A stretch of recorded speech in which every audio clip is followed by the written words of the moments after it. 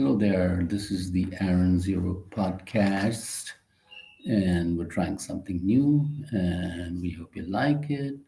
We're giving you news and views, which will hopefully not leave you confused, but something you can use. So, again, one of the main stories hitting here in India is Mr. Canada and Mr. Trudeau and his wonderful views on the situation, saying that he didn't have the intel at that time, but now he has the intel. But of course, he hasn't given the Indian government any evidence of the agents who have supposedly killed the terrorists that he sympathizes with. And he says it's a freedom of speech in Canada, which is quite wonderfully funny because there is no freedom in speech that allows killers and murderers to express their views, which is what those people living there are doing, trying to sow hate in India. And of course, they would also like to kill as many people as they can. And so that's the viewpoint from Canada. But of course, we have a lot of Indians in Canada, almost 3 million population, and a lot of talented people, managerial people who are doing very well in Canada, as they do, Indians do abroad. They're doing very well in USA and the UK the other day. One of the highest ethnic groups performing very well in UK. So, Indians in Canada, of course, are qualified, educated, and most of them are holding qualified jobs. And India Canada trade just now is about $8 billion, or almost $9 billion. And we have 600 Canadian companies in India, one of the famous ones being Tim Horton, which I believe is a restaurant chain out here. And India exports, amongst other things, clothes and jewelry and other stuff like that. And we were importing a lot of lentils from them, but I believe we will be maybe importing it from another country, a country called Australia. And of course, what is very wonderful is that the Five Eyes group, which is USA, Canada, UK, New Zealand, and Australia, all countries with a white view, I would say, because they have whitey population. So they are all ganging up on India now and telling India to get to the bottom of this. I don't know what they should get to the bottom of. And because when you're giving shelter to terrorists on your soil, that says a lot about you anyway. And so, moving on to the next story, we have the great Israel is still hitting the headlines. And Israel strikes killed 25 people, including mayor who was handling the relief. So the Israelis really don't know what the hell they're doing except killing people. They have already destroyed Gaza, and now they are trying to destroy Lebanon. But I put my thinking cap on, and I remember a while back that it was the country called South Africa that got it right when they took Israel to the World Court and accused the Israeli regime of apartheid, which is what really they are practicing out there. I think they must be looking down on anybody who's a non-Jew and or anybody who's not as white or fair as them. That is my feeling of Israel. Anyway, it says here Israel draws Western allies' anger with its war conduct. France bans Israeli companies from arms show. UK mulls curbs on two Israeli ministers.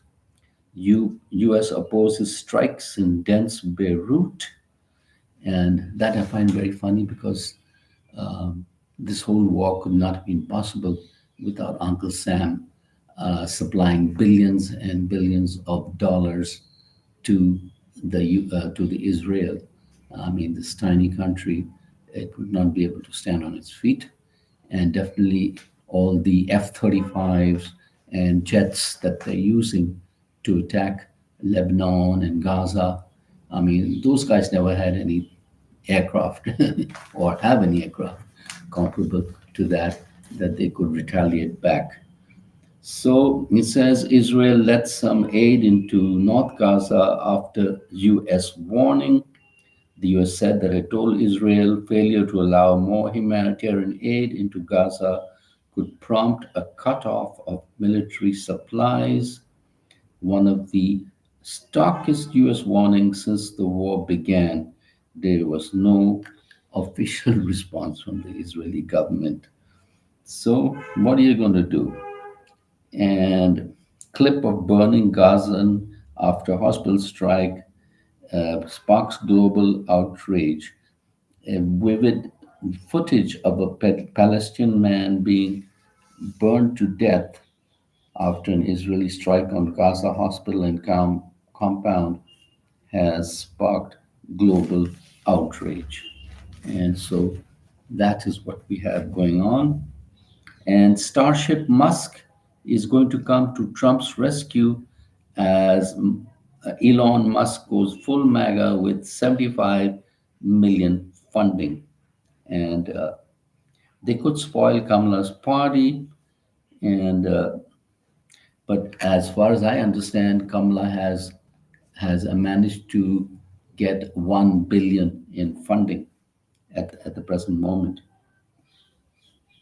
And as they say here, in every battleground U.S. state, that there is at least one third party or independent candidate on the ballot. They could take enough votes from the two major party candidates, especially Kamala Harris, to the balance of the electoral college and election in what is known as the spoiler effect. Who is on the battle? Well, you have Robert Kennedy Jr., Jill Stein, Green Party, and Chase Oliver and Cornel West. So these are people who are competing, I guess, as independents. Libertarian Party, Chase Oliver, 39, youngest candidate. And then, and then Jill Stein, 74, a physician who ran the Green Party in 2016, is running again. Growing support amongst Arab American Muslims in background state. Democrat has called her a spoiler candidate that could affect Kamala's chance of presidency. And so,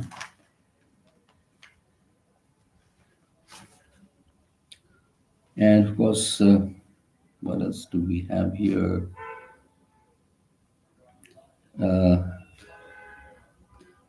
Mr. Zelensky rejects ceding land and urges NATO to adopt his victory plan. Victory plan he has, and to end Russia's invasion. So I don't know how that's going to work out. Australian prime ministers under fire for buying $3 million waterfront property amidst housing crisis. So Anthony Albanese has been criticized for buying a multi-millionaire property during a housing crisis with the federal elections just months away. And what can we say? Pair of giant pandas arrived aboard a FedEx Express in Washington from China on Tuesday, and to move into the new home at the Smithsonian National Zoo. So it's a panda diplomacy as far as I'm concerned, which is completely nuts because who can trust the freaking Chinese? They might be having those pandas wired on sound.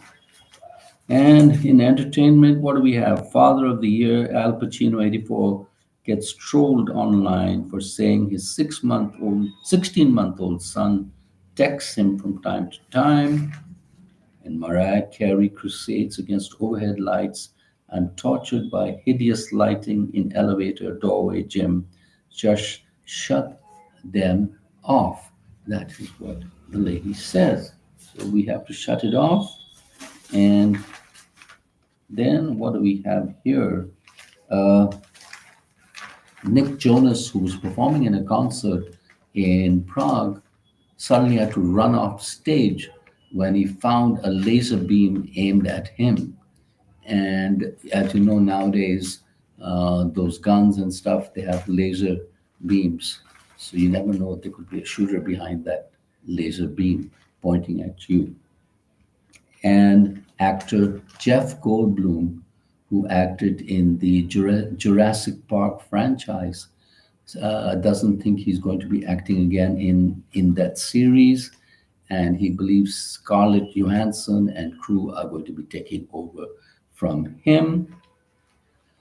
We have another little item here. It's pets in China are working in cafes to earn snack money. Only in China could they work this out. So apparently in China, the pet owners send their pets to cafes where they can hang around all day and they are paid in snacks by the cafe owners. And it's like a win-win situation.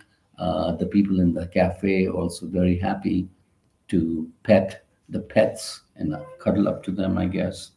And so that is what is going on there.